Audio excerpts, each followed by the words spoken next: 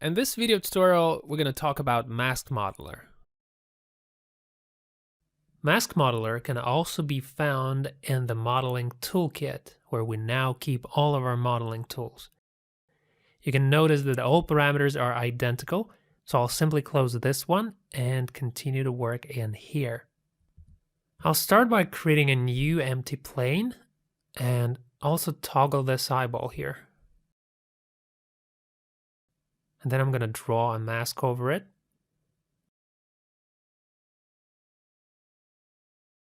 And this way we get a masked solid. Now, by showing masks, you will only see the masks, and the solid becomes invisible. That makes the workflow much more comfortable and fast. It's 3D, so using camera tool, you can spin it and move it along the axis. Duplicate the layer and move forward a new one along Z-axis. They're in 3D space and there's distance between them. Okay, so select both layers and create surface. As you can see, creating a 3D object stretching from one mask to another, repeating shapes of the masks, don't either add or remove any new vertices. You can also edit the shape of the mask, but the number of vertices in all masks should be the same. Now let's create a surface to repeat all changes.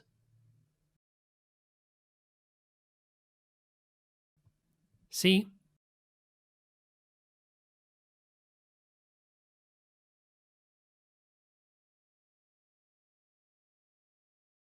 We can also control the distance of the masks by simply moving them in space.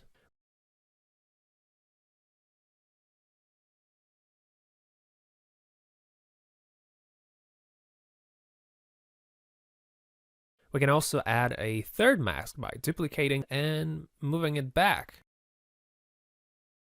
Maybe raising it will do some good. Either way, the point is that you can change locations of the masks to your liking. You can add as many as you like. Select them and create surface. And here we have our object, and it's got the shape and length that we've set. It's very simple and clear, nothing complicated about it.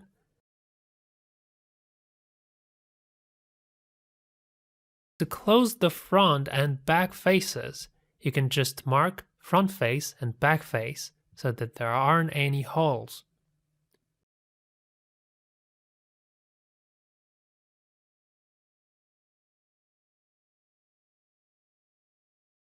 All right, what else? Now, if you draw a non-linear mask like this, you can actually convert it to linear simply by pressing Make Linear Path. Just specify the number of vertices and click OK. All right, that's done. Now you can duplicate, add a distance, and create a surface.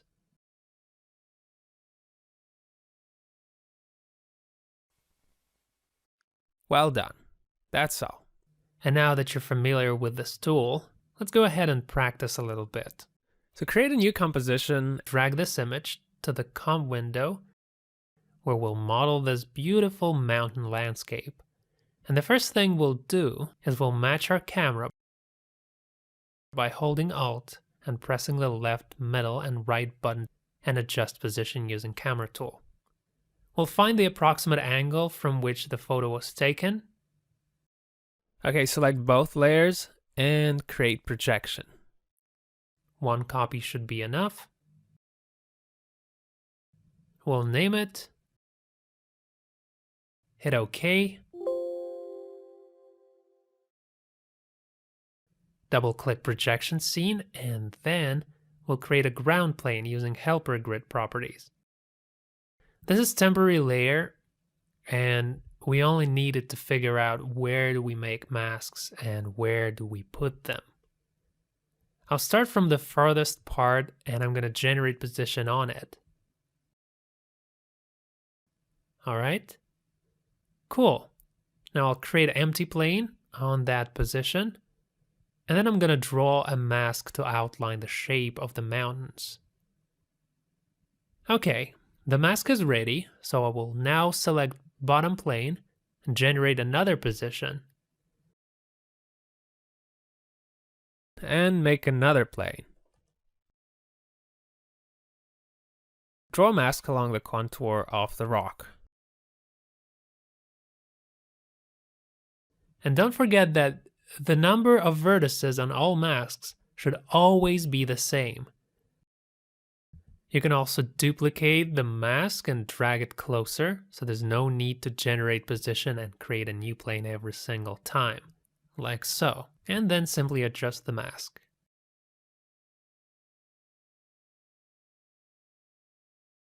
Duplicate again, bring it closer.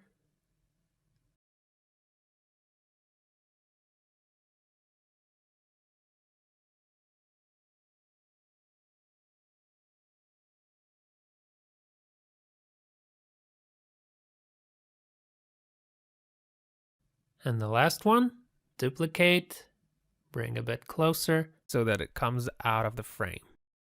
All right, time to switch to custom to see what we've done. Looks like we've got all the layers with all the masks right where we want them. Great, let's select them and show masks. This allows us to see the whole scene more clearly.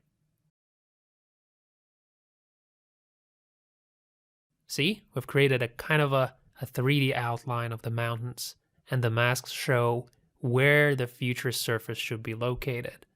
Let's spin it and take a look from a different perspective. Now look, the masks are all 3D, but the bottom surface is flat. So we need to select the masks and create a surface. And here are our beautiful mountains. Just perfect, isn't it? Let's get rid of the bottom plane. And now we have a real 3D surface in the shape of mountains. Right, now we can finally animate our camera and get some realistic movement, as if the drone was filming this mountain gorge. Awesome. Now we should definitely create some background sky. To do this quickly, we'll use Create Solid using Helper Grid. So check back, uncheck bottom, okay. And now we just need to stretch it a little more to cover the entire background.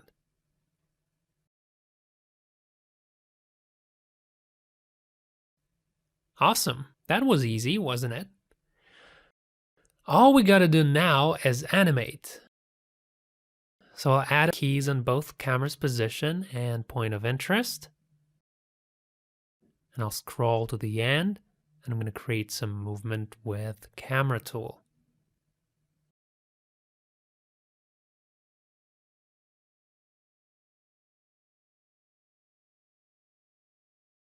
That's good.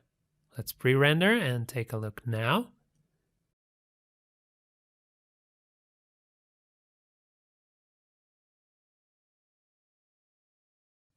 Very nice. That looks amazing, actually. A little blurry, but we can fix it very quickly. We'll just go to the projection menu, apply and increase resolution. It'll take more time to render, but this is the final render, so that doesn't really matter that much. Now it looks great, and it's not blurry at all. So this is it. I hope everything was clear, and now you know how to use Mask Modeler.